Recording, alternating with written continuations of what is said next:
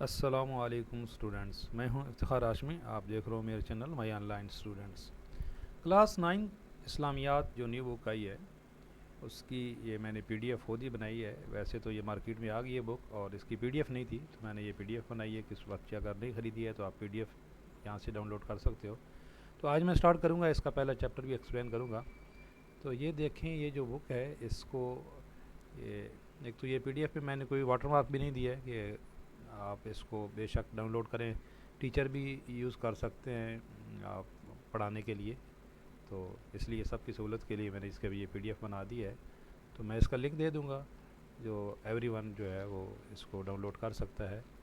اور میں باقی سبجیکٹ کی بھی ویڈیو اپلوڈ کر رہا ہوں۔ فزکس کی جو ہے اس کا پہلا چیپٹر کمپلیٹ کرا دیا ہے، سیکنڈ چیپٹر سٹارٹ ہے۔ کیمسٹری کا بھی پہلا چیپٹر ہو گیا ہے۔ میتھ کی بھی ویڈیوز آ رہی ہیں، اس کی بھی ایکسرسائز کمپلیٹ ہو گئی ہے پہلی۔ انشاءاللہ تعالی تمام سبجیکٹ جو ہے اس کی آپ کو اس ایک ہی چینل پہ میں سلوشن دوں گا، کلاس 9 اینڈ 10۔ اس لیے سبسکرائب کریں، لائک کریں، شیئر کریں۔ یہ سبسکرائب کرنا بالکل فری ہوتا ہے، تو ہم کافی ایفرٹ کرتے ہیں، تو آپ کی طرف سے جو ہمیں سپورٹ ملتی ہے تو پھر آگے بھی کام کرنے کو دل کرتا ہے۔ تو اس لیے سبسکرائب کیا کریں، لائک کیا کریں، شیئر کریں۔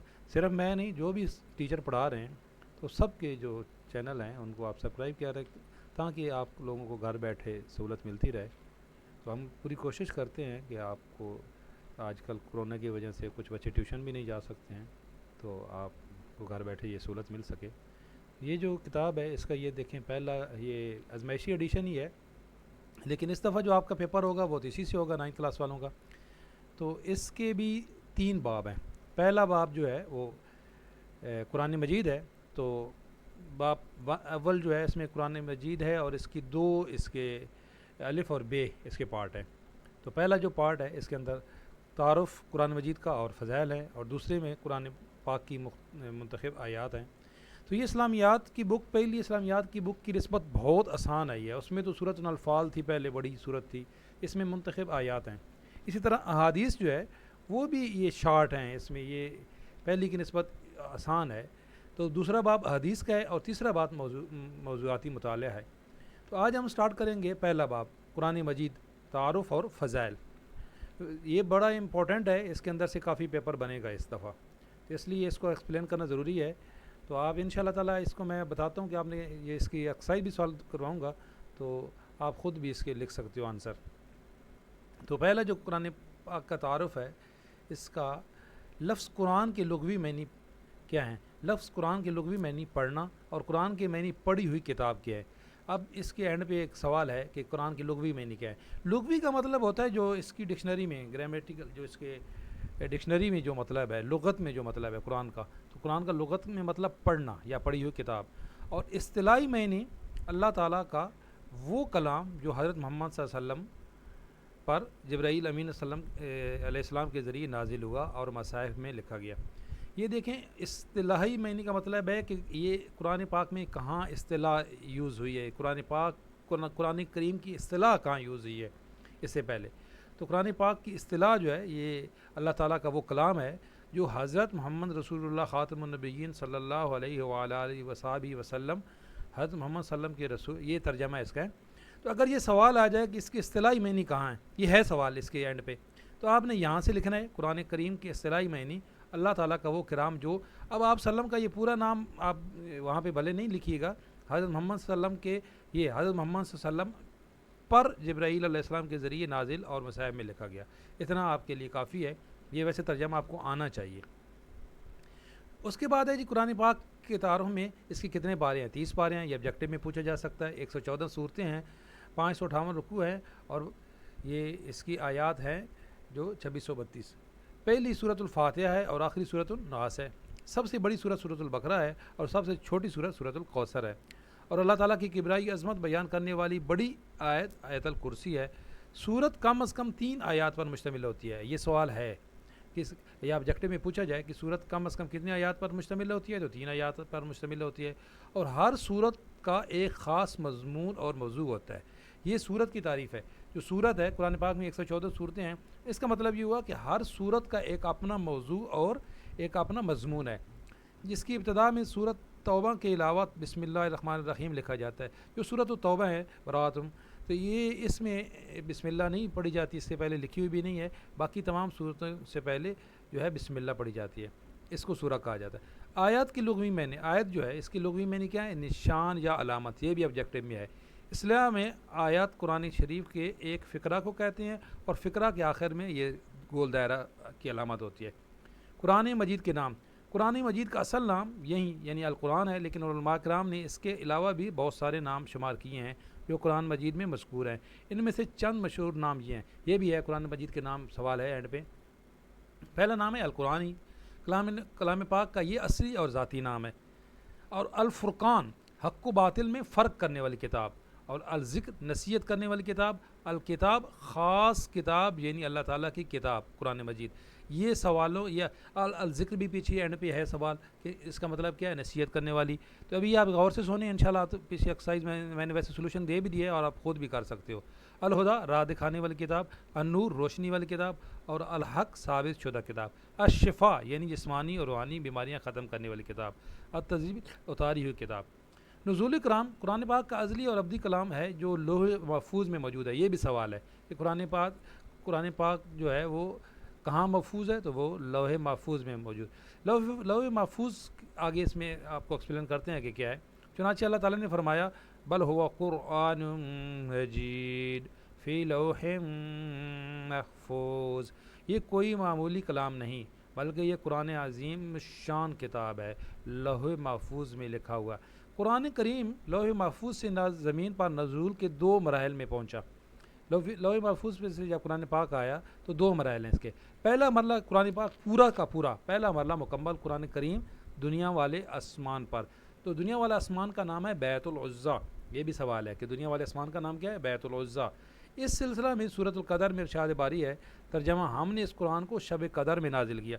اس کا مطلب ہے شب قدر میں اللہ تعالیٰ نے پورا قرآن پاک ایک ہی دفعہ جو ہے وہ بیت العزیٰ میں نازل فرما دیا تھا۔ دوسرا مرحلہ اس کے بعد ضرورت اور موقع کی مناسبت سے وقتاً فوقتاً حضرت جبرائیل علیہ السلام اللہ تعالیٰ کے حکم سے حضرت محمد صلی اللہ علیہ وسلم پر مختلف آیاتوں اور صورتوں کی صورت میں لاتے تھے، جو بتدریج 22 برس اور کچھ ماہ میں نازل ہوا، جس میں 12 سال کچھ مہینے مکہ مکرمہ میں ہجرت سے پہلے نازل ہوا اور باقی دارالحجرت مدینہ منورہ میں نازل ہوا۔ یعنی کہ پھر وقتاً فوقتاً گائے بگائے آپ صلی اللہ علیہ وسلم جس جو ضرورت کے مطابق یہ نازل ہوتا رہا، اور اس میں کتنے تقریباً وقت لگا؟ 22 برس اور کچھ ماہ۔ اور تدریجی نزول، قرآن کریم کے نزول کا دوسرا مرحلہ تدریجی مرحلہ وار کہلاتا ہے۔ تو ارشاد باری تعالیٰ ہے ترجمہ، اور ہم نے قرآن کو تھوڑا تھوڑا کر کے نازل کیا تاکہ تم لوگوں کو ٹھہر ٹھہر کر پڑھ کر سناؤ، اور ہم اس کو آہستہ آہستہ اتارا ہے۔ قرآن کریم کی تدریجی انداز میں نزول کی درج ذیل حکمتیں ہیں کہ آپ نے اللہ تعالیٰ نے ایک ہی دفعہ پورا قرآن پاک کیوں نہیں نازل کر دیا؟ تو تدریجی کا مطلب ہے جو گریجولی۔ تو قرآن کریم یاد کرنا آسان ہو گیا۔ پہلی وجہ تو یہ تھی کیونکہ آپ صلی اللہ علیہ وسلم پہ نازل ہوتا، آپ صلی اللہ علیہ وسلم آ کے پڑھ کے سناتے تو صحابہ کرام کو بھی ساتھ ساتھ یاد ہوتا رہا۔ مختلف احکامات جو قرآن کریم میں موجود ہیں، انسانی طبیعتوں کو ان پر عمل کرنے کے لیے رفتہ رفتہ آمادہ کیا گیا۔ اگر ایک دفعہ تمام احکامات نازل ہوتے تو قدیم عادات کو ترک کرنے اور نئے احکامات پر لوگوں کے لیے عمل کرنا بہت مشکل ہوتا۔ دیکھیں پہلے شراب جائز تھی، اسی طرح سود جائز تھا۔ تو قرآن پاک جب نازل ہوا تو یہ ساری جو یہ چیزیں تھیں یہ ختم ہو گئیں۔ تو اس لیے گریجولی نازل ہوا کہ وقتاً جو لوگ تھے وہ اس سے عادی ہو جائیں۔ ایک ہی دفعہ تمام احکامات بھی نازل نہیں ہوئے۔ نمازیں بھی بعد میں فرض ہوئیں، آپ کو پتہ ہے، روزے بھی بعد میں فرض ہوئے۔ مخالف لوگوں کی تکلیفیں اور ضیقتیں جب حد سے بڑھ جاتی تھیں اور پھر کوئی وحی نازل ہوتی تھی تو وہ مسلمانوں کے دلوں کے لیے باعث تسکین بنتی تھی۔ دیکھیں جو قریش مکہ تھے انہوں نے صحابہ کرام پر پہاڑ توڑ دیے دکھوں مصیبتوں پہ، تو وہ قرآن پاک کی جب آیت نازل ہوتی تھی تو اس میں ان کو بشارت دی جاتی تھی، تو وہ اس سے جو تھے وہ صحابہ کرام خوش ہو جاتے تھے۔ مختلف اوقات میں لوگوں کی طرف سے سوالات پوچھنے پر ان کا بروقت جواب دینے سے قرآن کریم کی حقانیت ثابت ہوتی تھی۔ اب آپ صلی اللہ علیہ وسلم سے سوال کیے جاتے تھے تو اس کا جواب قرآن پاک میں آ جاتا تھا۔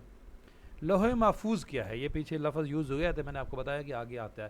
لوح محفوظ سے مراد وہ تختی یا کتاب جو ہر طرح کی دستبرد سے محفوظ ہو اور تمام احکام و فرامین اور کلامات الہی کا مصدر ہے۔ یہ لوح محفوظ ہے۔ یہاں پہ اللہ تعالیٰ نے تمام قرآن پاک کو ایک ہی دفعہ وہاں سے نازل فرمایا، اور وہاں پہ یہ محفوظ ہے، اور وہاں سے بیت العزیٰ میں نازل فرمایا۔ بیت العزیٰ یہ آسمانی دنیا میں وہ جگہ ہیں جہاں قرآن مجید کو لوح محفوظ سے یکبارگی میں اتارا گیا، تو یہ آسمانی دنیا بیت العزیٰ کہلاتا ہے۔ آگے سوال ہے کہ بیت العزیٰ کیا ہے؟ مکی اور مدنی صورتوں کا تعارف، یہ بھی سوال بڑا امپورٹنٹ ہے۔ قرآن مجید کی صورتوں کو نزول کے اعتبار سے دو حصوں میں تقسیم کیا گیا ہے۔ وہ آیات جو صورتیں ہجرت سے مدینہ سے قبل نازل ہوئیں وہ مکی کہلاتی ہیں، یعنی آپ وسلم جب ہجرت سے پہلے، جب ابھی تک آپ وسلم نے ہجرت نہیں کی تھی، وہ مکی کہلاتی ہیں، اور جو ہجرت مدینہ کے بعد نازل ہوئیں وہ مدنی کہلاتی ہیں۔ اس اعتبار سے مکی صورتوں کی تعداد 82 اور مدنی صورتوں کی تعداد 28 ہے۔ مندرجہ ذیل خصوصیات کی بنا پر قرآن پاک کو مدنی صورتوں کو پہچانا جا سکتا ہے۔ یہ مدنی اور مکی صورتوں کی تعداد ہے۔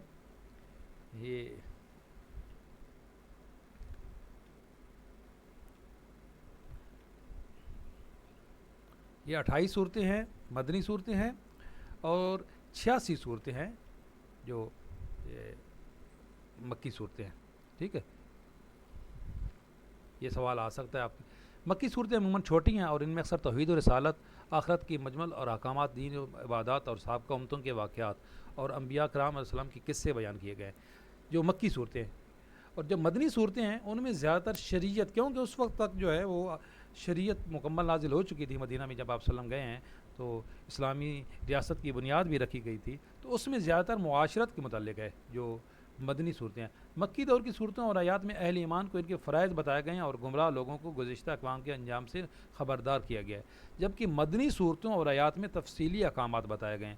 دیکھیں، قرآن پاک کی مکمل ضابطہ حیات ہے، تو جب ایک ریاست مدینہ قائم ہوگی تو تمام جو احکامات تھے وہ کس طرح کر کے دکھانا ہے، آپ وسلم نے کر کے دکھایا، اور جیسے زکوٰۃ، حج، جہاد، قتال کے مسائل اور جرائم کی سزائیں وغیرہ، یہ ساری مدنی صورتوں میں نازل ہوئی ہیں، یہ آپ خود پڑھ سکتے ہو۔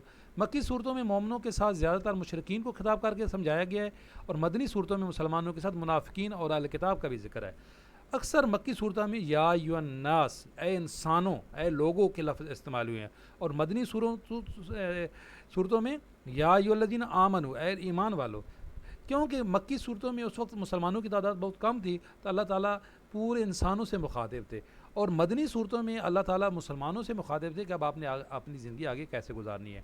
قرآن کریم کی عظمت و فضیلت، قرآن پاک کی سب سے بڑی عظمت و فضیلت تو یہ ہے کہ اللہ تعالیٰ نے اس کی حفاظت کا ذمہ لیا ہے، یہ ہر نقص اور عیب سے پاک ہے۔ اس طرح اس کی کتاب بھی عظمت اور بلند شان والی ہے، ہر قسم کی غلطی، تحریف اور تغیر سے پاک ہے۔ ارشاد باری تعالیٰ ہے، انا نحن نزلنا الذکر وانا لہ لحافظون، بے شک یہ کتاب نصیحت میں ہم ہی نے اتاری ہے اور یقیناً ہم اس کے نگہبان ہیں۔ یہ قرآن پاک کا سب سے بڑا معجزہ ہے۔ یہ عظمت و فضیلت آپ نے ادھر سے پڑھ لینے، اور یہ ترجمہ، اس میں سے کوئی ایک آیت کا ترجمہ لکھ لو، یہ اوپر والا بھی ہے، یہ بھی ہے۔ اگر ہم یہ قرآن کسی پہاڑ پر نازل کرتے تو تم اس کو دیکھتے کہ اللہ کے خوف سے دبا اور پھٹا جاتا۔ قرآن پاک اللہ تعالیٰ فرما رہے ہیں کہ اگر ہم یہ کسی پہاڑ پر بھی نازل کرتے تو وہ بھی یہ برداشت نہ کر سکتا۔ حضور صلی اللہ علیہ وسلم پر بھی یہ قرآن پاک جب نازل ہوا تو آپ صلی اللہ علیہ وسلم نے فرمایا زمبلونی زمبلونی۔ آپ صلی اللہ علیہ وسلم جب آئے حضرت خدیجہ کے پاس تو آپ صلی اللہ علیہ وسلم نے حضرت خدیجہ، اس وقت آپ صلی اللہ علیہ وسلم کی طبیعت بہت خراب ہو گئی تھی، کپا رہے تھے، تو یہ قرآن پاک تو آپ صلی اللہ علیہ وسلم کی ذات ہی تھی جنہوں نے برداشت کر لیا۔ حضور اکرم صلی اللہ علیہ وسلم و صحابہ وسلم نے قرآن مجید کی تعلیم حاصل کرنے والے کے لیے فرمایا ہے، خیرکم من تعلم القرآن وعلمہ، تم میں سے بہتر وہ شخص ہے جو قرآن سیکھے اور سکھائے۔ اس لیے قرآن پاک کا سیکھنا اور سکھانا بہت ہی اجر کی بات ہے۔ قرآن پاک کی خوبیوں میں کہ یہ ایک الہامی کتاب ہے، اللہ تعالیٰ کا کلام ہے، اور ایک ضابطہ حیات ہے جو رہتی دنیا کے اقوام کا دستور عمل ہے اور دنیا و آخرت کی فلاح کا ضامن ہے۔ ٹھیک ہے، اس میں سے آپ نے پوائنٹ لکھ لینے ہیں۔ اور قرآن مجید کا عربی زبان میں نازل ہونے کی وجہ کیا ہے، یہ بھی سوال ہے۔ عربی زبان جو ہے یہ بہت ہی فصیح و بلیغ زبان ہے۔ قرآن مجید میں اللہ تعالیٰ ارشاد فرماتے ہیں، انا انزلناہ قرآنا عربیا لعلکم تعقلون، ہم نے اس قرآن کو عربی میں نازل کیا تاکہ تم لوگ سمجھ سکو۔ قرآن مجید کا وہ کلام جو صدیوں سے اسی طرح پڑھا جا رہا ہے جس طرح وہ اپنے نزول کے وقت پڑھا جاتا تھا، جس کا خاص سبب اس کا عربی زبان میں ہونا اور خاص طرز بیان ہے۔ عربی زبان چونکہ ایک بہت بڑی فصیح عربی زبان ہے، اس لیے اس میں اس کو نازل کیا گیا۔ قرآن مجید کی سب سے بڑی فضیلت یہ ہے کہ یہ اللہ تعالیٰ کا کلام ہے، یہ اپنے انداز و اسلوب میں منفرد ہے، یہ بے حد دلکش اور روح میں اتر جانے والی کتاب ہے۔ اس کے بعد آپ نے اس کو شک و شبہ سے بالاتر کتاب ہے، یہ اس کی فضیلت میں شامل ہیں۔ قرآن مجید ضابطہ آیات، یہ میں نے پہلے بھی کتنی دفعہ لفظ یوز کیا ہے. ضابطہ آیات کا مطلب ہے یہ آپ کو مکمل گائیڈ لائن ملتی ہے، اس کی زندگی گزارنے کی مکمل آپ کو گائیڈ لائن ملتی ہے اس سے.